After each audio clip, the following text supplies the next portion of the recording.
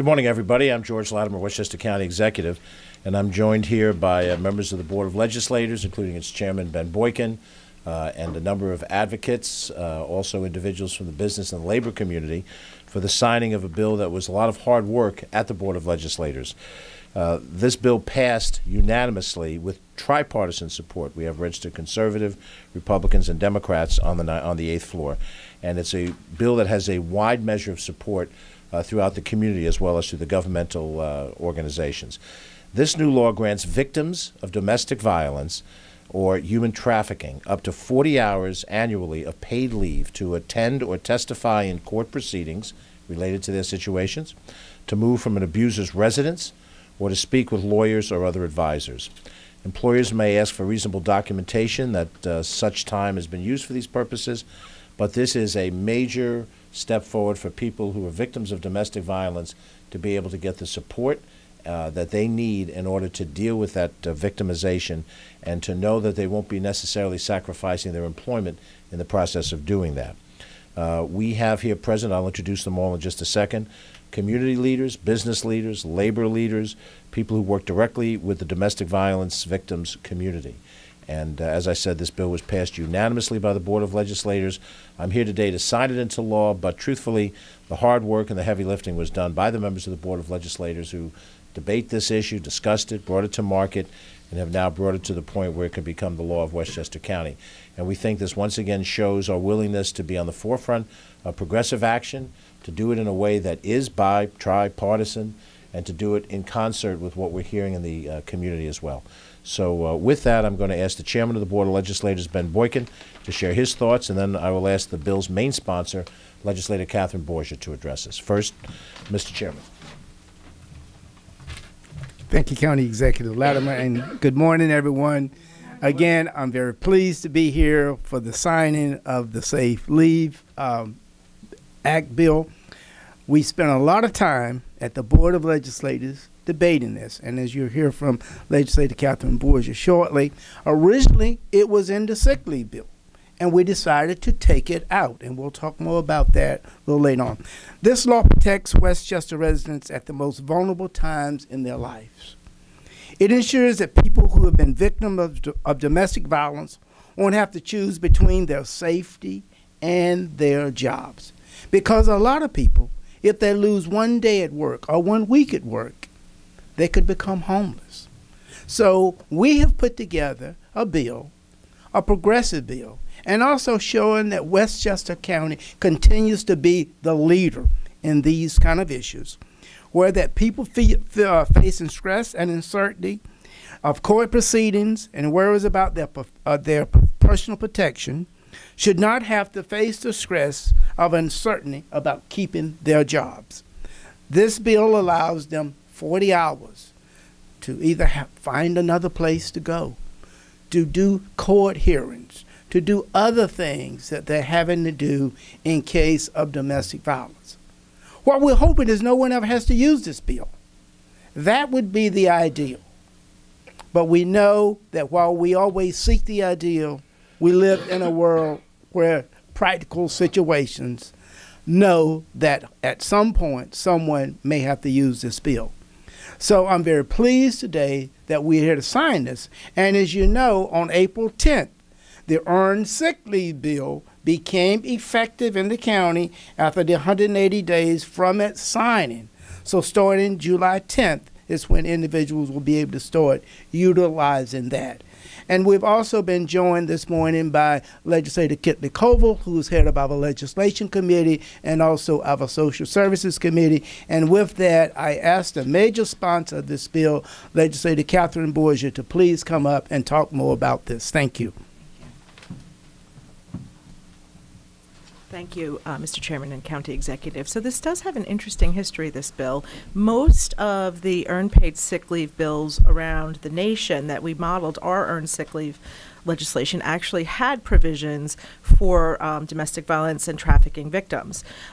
As a recommendation from both our law department and our DV advocates, we decided to pull this part out of the bill for a number of reasons. One is that we all know that when a victim is leaving an abuser, that is the most dangerous time. We know that that is something that once that decision has been made, the victim needs to act with speed and with strategic, with using a strategy to make sure that, I'll say she, but of course it could be a he, so that she and her children are safe. Domestic violence is not a women's issue, even though I was very pleased that all of the women, my women colleagues on the Board of Legislators, were primary sponsors right from the beginning, as well as one of our Republican colleagues. So it did have tripartisan support. That's very exciting. But it is an issue that affects us as a society. One of the things that I think will happen once this bill is signed and we start really publicizing the notion that domestic violence impacts almost every workplace at some point or another, whether or not it is known, because when someone has chaos or violence in their home, that comes into the workplace. It impacts productivity, it impacts people's health, it impacts the safety and welfare not only of the affected employee but the other employees. We know that workplace violence is often stemmed from a domestic situation. So it's really important for us to take a stand and say, this is not acceptable in Westchester. One of my Republican colleagues, I thought, spoke very eloquently that when he said that he hoped that this gives victims the courage to actually go through court proceedings, because a lot of victims stay in relationships that are not healthy because of fear of lack of support. So it is so exciting to be here with the business community, with our friends in labor. This bill really was shaped more positively by both of those resources. You know, when labor stands together with all workers, not only the workers that they represent, there's a moral clarity to seeing what we need to make sure workers are safe in our community. So I really appreciate all of the partnerships that went into making this possible, and I hope this is a bill that will save victims' lives here in Westchester County. So thank you to all who made this happen, and thank you to the county executive for signing it today.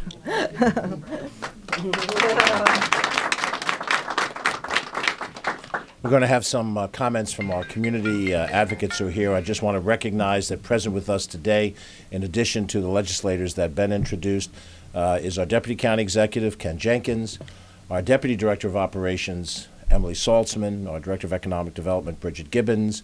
We have with us from our Communications Department, Joe Scamato and Carolyn Fortino. Andrew Ferris is our Chief of Staff. We have Robbie Schlaff, who is head of our Office for Women and has been a real leader in this area of domestic violence outreach from the governmental standpoint. We have the Chief of Staff for the Board of Legislators with us today, Dennis Power, and Jason Chervokas, who performs the public communications function for the Board of Legislators, Steve Bass. Why don't I just introduce everybody? Is anybody I did not introduce that? I think it's important to note, though, that as both Chairman Boykin said, Legislator Boisier pointed out, this bill has broad-based support. This is an issue whose time has come, and I think the people who can best speak to it are the people that deal every day in the world of domestic violence. So Carla Horton is our next speaker. She is the Executive Director of Hope's Door. Being a victim of domestic violence takes every ounce of strength and courage and support, more than you could ever imagine. And I think one of the hardest things for a victim of domestic violence, for victims, is feeling like they're all alone. No one knows, or no one believes. Sometimes no one cares.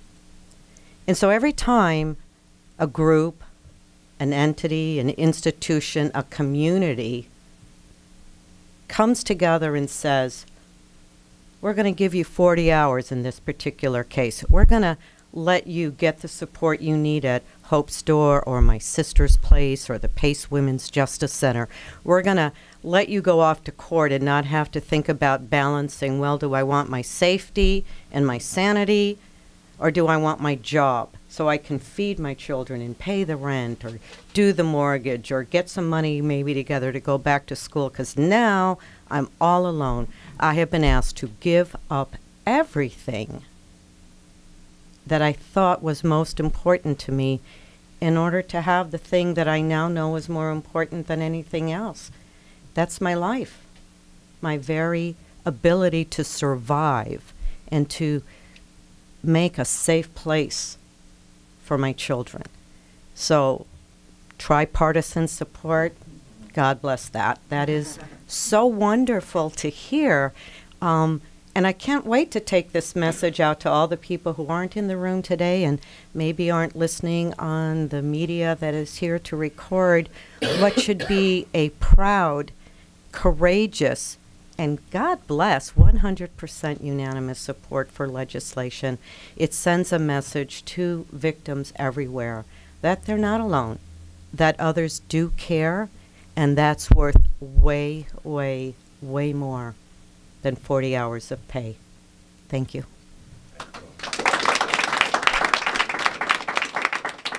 Next, I'm going to ask to share her thoughts as the executive director of My Sister's Place, Karen Cheeks Lomax, Esquire. Thank you. Karen. Thank you. We are excited to be here today. It's an extraordinary thing, as my colleague just said, when we come together as a community and we decide we're going to change it. And that's what we did here today. And so I really am thrilled and honored to stand by Westchester County and George Latimer and his leadership, and Catherine Borger and Ben Boykin and Kitley and all of the legislators that think this issue is one of the most important issues that Westchester County should be tackling. You know, this bill sheds a light, a huge light on safety. And at My Sister's Place and at Hope's Door and at Pace Women's Justice Center, that's what we're looking at. We're looking at the safety, we're balancing the safety of an individual coupled with can they navigate this very complicated path that they're about to undergo. Many people decide, I can't take off work. Many people decide, I'm going to stay where I am. Services are luring them, but they don't have the ability to navigate this new road that is very, very challenging. Can I go to school and talk to my children's teachers about their behavior? Can I take off time to go to the doctor because I really need to have that support? And the question is, will we support them? And today we're saying, yeah, we will support them. So I'm really excited on behalf of all the survivors that My Sister's Place works with, and all of us, Hope's Door and Pace Women's Justice Center, and all of you. I'm really proud today that we're part of a new initiative that hopefully will change the lives of those who are seeking safety and protection and you know, economic futures. Thank you again. Thank you, Karen. Next, we're going to hear from Dr. Marcia Gordon, who is the president and the CEO of the Exceptional Business Council of Westchester. Thank you. Marcia. Thank you. It's really an honor to be here today, to stand here. And the Business Council of Westchester is here because the Westchester business community is concerned, they're compassionate, and clear on standing with our employees in their time of needs. And for people that experience domestic violence, we work with our wonderful members because they're part of the business community also, like Hope's Door and My Sister's Place and Pace Women's Justice Center, to refer employees to the resources that are available. So this is an education, it's an awareness, and our members are there of all sizes, from the smallest businesses to the largest corporations in every sector, and we will help get this information out. Our businesses are always looking to support their employees, especially in times of need, and so this is a very important issue. I congratulate County Executive Latimer, and I thank you, as well as Ben Boykin and Catherine Borger and Kidley, for being here and for taking the leadership, and we stand with you and labor as well. Thank you so much. Previously, I failed to acknowledge the presence of Lila Curtin, who's with us here. She is a senior executive in the county DA's office under Tony Scarpino. Thank you, Lila, for yours and your department's leadership on these issues as well.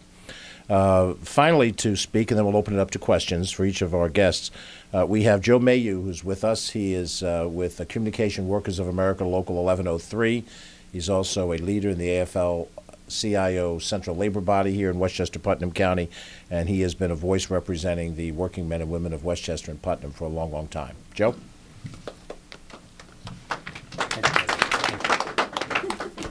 Good morning.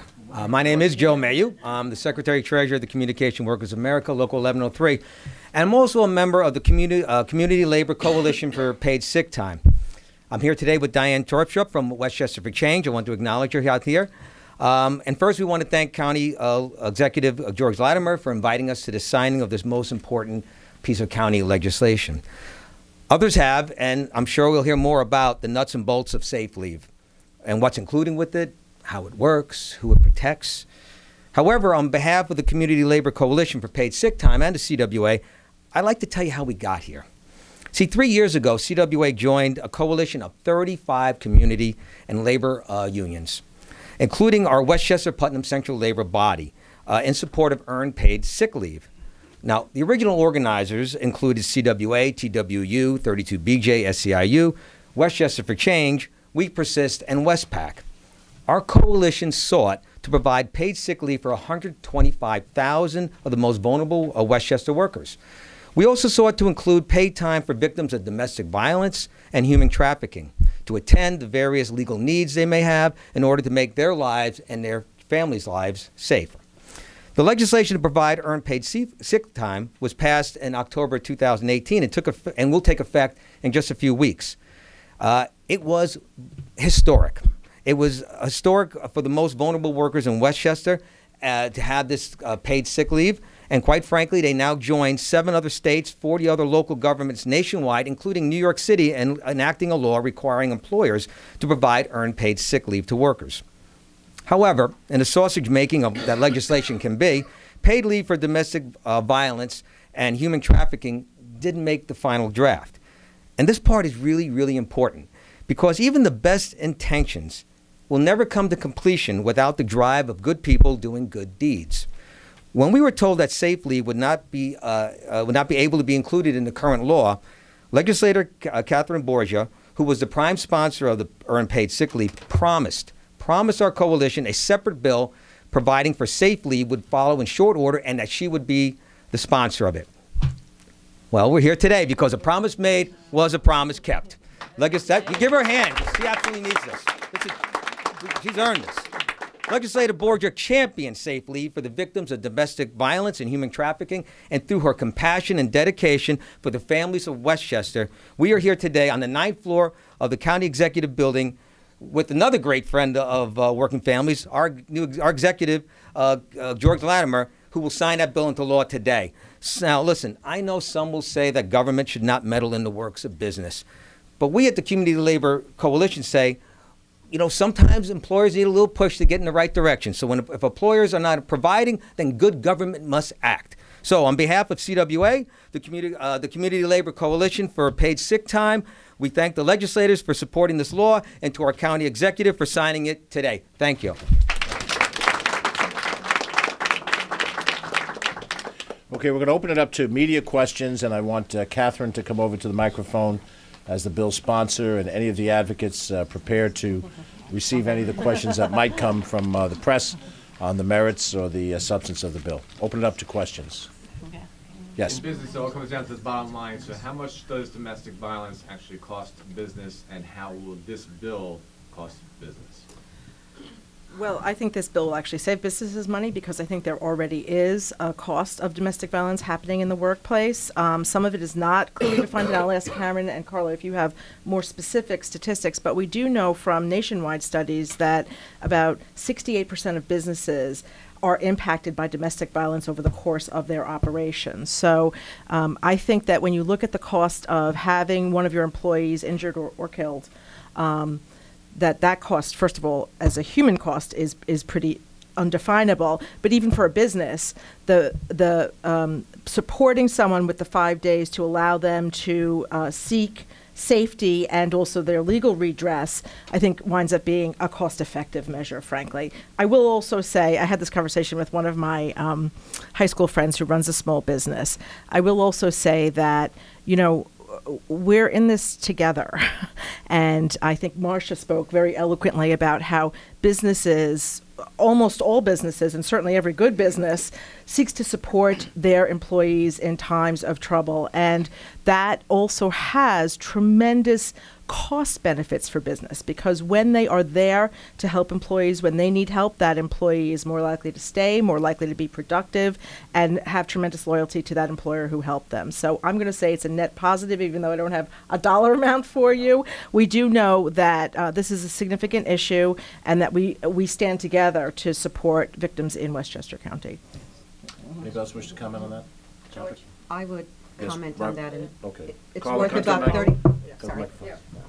Data that's at least 10 years old, if my memory serves me right, says that at that time, domestic violence cost American business $5.8 billion, and used the equivalent of 32,000 full-time jobs.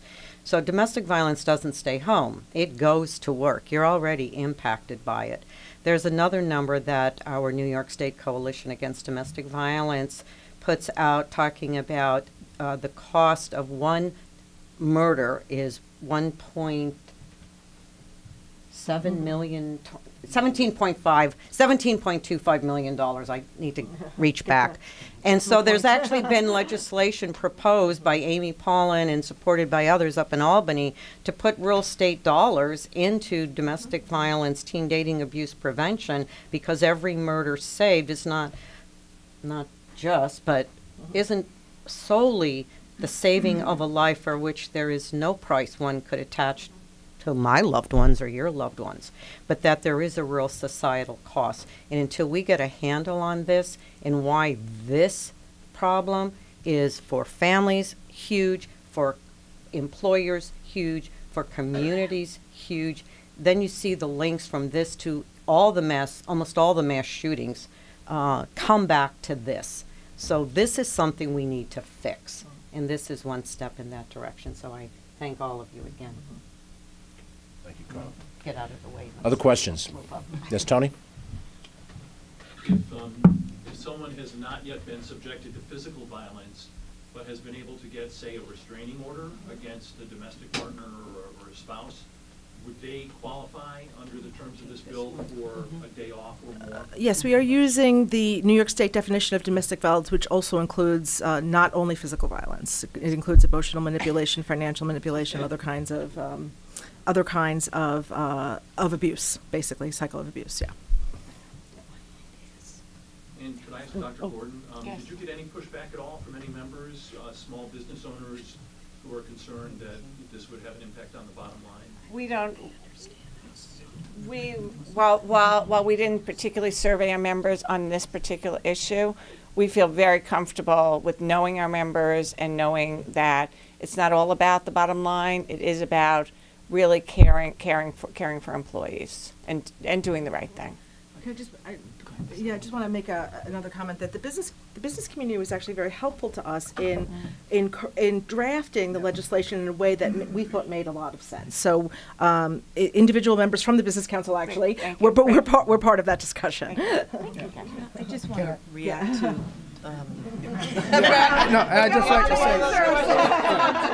I just like to say that one of the things that we've been doing is working with all stakeholders, and we'll go over to the Business Council and sit down and have discussions, and then they come to us and have discussion with relating to legislation that we're looking at. So we're working in partnership because we want to make sure that every business survives in this county and all. So I just want to let you know that we're working proactively with the business community. And productively. Yeah.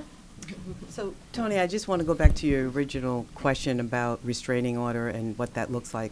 So domestic violence is not a black eye, right? It can be, but what we know now is that domestic violence is a myriad of very undermining, emotional, coercive behavior that doesn't show up on one's body. One may also not go after a restraining order because it's too dangerous to do that. So part of what this bill will help survivors do is to really navigate and think about what they want to do with organizations like My Sister's Place as we safety plan. we're not necessarily going to go after child support, even though child support may be a way to support that individual. We may not go after a restraining order because that will bring her into the courts, and that court may be used as a bully pulpit. So these are some of the things why this law is so important, because it gives that person the time and the ability to think with professionals who do this work. My sister's place, like Hope's Door, we have a large legal department. We have counseling and supportive services to then map out where are we going with this. And we may do none of the more traditional things that people think we should do because safety is critical. And we may say to an employer, can you change those hours, or can they work at another site? Because going into New York City versus going into Ossining will be a safety measure. So there's a lot going on here. But again, it's a conversation and a discussion that we'll all begin to have so that we can support that survivor. Thank you. Since the first two questions we got was driven around the cost to businesses, let me address it as well. I've had the opportunity to manage, outside of government, offices of 6 to 7 people. And when you work out personnel planning for that, you don't know when they're going to be sick. If they have the benefit of being able to claim X number of sick days, on the day that they're out, you don't necessarily have to have a cash out replacement for them for a day. If they're going to be out for an extended period of time, then you consider whether or not that position is appropriate for and warrants a temporary replacement. And that might be necessary if it's a financial person and you're close to a financial reporting period of time. But normally what offices do is you cover the person's absence for a day or two. This bill allows up to 40 hours or 5 days for these types of situations. Sometimes they come up without warning, but sometimes they're planned. When you're going to deal with a court case, there's a date established for that court case, and so the person will go to their superior and say, on this date I have to appear in court, I need that specific day off, which allows the business to plan for that absence. So the concept that you're going to calculate a magic number, a percentage of total salary, and that's going to be the cost of this business, I think is bogus. And I might say, I use the same argument against the earned sick leave issue when this was posed to me at one of the business meetings that I had elsewhere in the county. Somebody said, you know how much this is going to cost you? And I said, well, how many people are going to be sick in the course of your business? Do you know that exact number? And he was surprised that I challenged him back, because I think there's an effort to try to put a dollar and cents figure on something that really isn't easy to calculate in advance of something happening. Your business might go through a whole year and you don't have anybody that's subject to this law and comes and says, I need a day to do this, I need a day to do that. There's a limit to the number of days in terms of what this covers. So we've over-answered the issue of cost, and I think that's one of the reasons why this was done unanimously with support from the business community as well as the other communities. Other questions? Yes? It was signed into law today when it was to become effective, and I wonder if you can give us an idea of how many people actually in the county will get benefit from this. Well, again, I'm going to have to turn to the advocacy community who deals with the people that are suffering through domestic violence, either Carla, Karen, or Robbie. If any of you can give an estimate of how many people are affected by this that you think conceivably could occur. I mean, how many cases of domestic violence do we have when we aggregate it together over the course of a year? Over the course of a year, with data provided by the Office for Women, who is speaking up to me at this moment, thank you very much, Robbie Schlaff, there were 15,000 domestic incident reports filed with local police. I will add to that, at Hope's Door, only about half of the people we serve have ever filed a report either with the police or with a doctor reporting the injuries as domestic violence. If you talk on a more global stage, you could say that about 1 in 3 to 4 or 5 women, depending on the study that you're looking at and the criteria to be included, 1 in 3 or 4 or 5 women in the country during their lifetime will be a victim of domestic violence. So what is it potentially? Somewhere in there. Do you know what I'm saying? What could it be? I would just say, I just am reminded of a personal thing. When I got to Hope's Door, we didn't have a lot of what I would call progressive policies for our employees. And over time, working with my board of directors, we increased sick time. We increased it to who it covered. In the end, it covered your mom, your dad, your significant other, your spouse, and finally, it covered anybody living in your household. And that policy was in effect for 15 years, 14 years, and then my mother got sick. And then I had to go home. So while the policy was there for all that time, I only needed it once in now a 20-year period. Do you know what I'm saying? So how important was it for me to be able to go home and to be with my mother in her final weeks or final days or final minutes was huge. And I think that's what this could be. It's the start of something. And again, it's not the 40 hours. It's the message it sends to the world that your challenges, your vulnerabilities, your needs are important enough for us to make this 40 hours happen. And perhaps in another few years, when business sees that it's not costing them a whole lot they can't afford or whatever, it might become 2 weeks. Or it might just become something that you wouldn't even think about. Of course you need to go and get safe. Of course you need to do safety planning. Of course you need to meet with your counselor or your lawyer. Of course we want you to be alive at the end of this and your children happy and healthy and thriving and healing. And the bill goes into effect 6 months, 180 days. To answer that question. Other questions? Any questions from any of our other friends in the media who are here? I'm sorry? Do you want to speak? Just to be recognized. Sorry. Somebody's got to write me little names so that I don't make these mistakes again. Our probation department is well represented here. Why don't you stand since you want to make sure we recognize you, please. Thank you for your hard work. Thank you.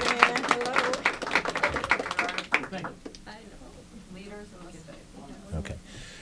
If there's no further question, Tony? Tony has a question. Employers do occasionally ask for proof if you need an extended time off. What are employers allowed to ask for under the provisions of this bill? Catherine, since you... Sure. It's pretty basic, just reasonable written documentation. So, for example, if you were meeting with your lawyer, you would ask your lawyer to say, you know, we spent this day in strategy. If you have a court appearance, you have documentation already. So we did. That was a provision that the business community did ask us that we thought was very reasonable to include. Thank you. Okay. If there are no further questions, I'm going to do what I was sent here to do. Carla, what did you say? Or should I be?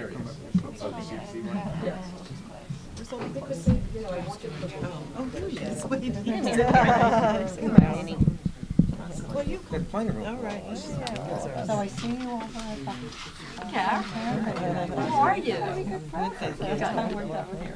lot of signatures. Yep, got the right bill here. For the record, this is local law introduction 11246 for 2019. This was passed by the Board of Legislators by 16 votes for and 0 votes against on the 23rd day of April, 2019. And this day is the 3rd of May? Yes. Mm-hmm. On this day, the 3rd of May, my signature as county executive makes it operative as a law. All right. Thank you very much. Congratulations.